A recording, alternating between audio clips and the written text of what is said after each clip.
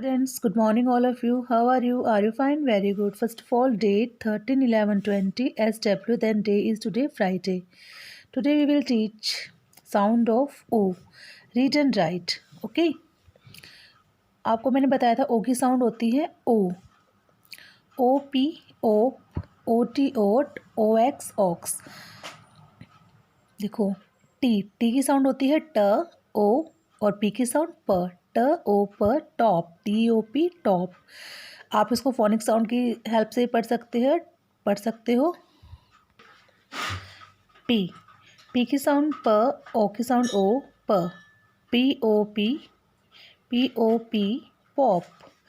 M की sound होती है म ओ प, मॉप. HOP, एच की साउंड ह ओ प, होप. अब आप पढ़ोगे OT ओट. पी की साउंड आपको पता है प ओ ट पॉट. एन की साउंड न ओ ट नॉट. एल की साउंड होती है ल ओ ट लॉट. डी की sound DOT dot. OX ox. F की साउंड फ ऑक्स फॉक्स. बी की साउंड ब ऑक्स बॉक्स. ओके.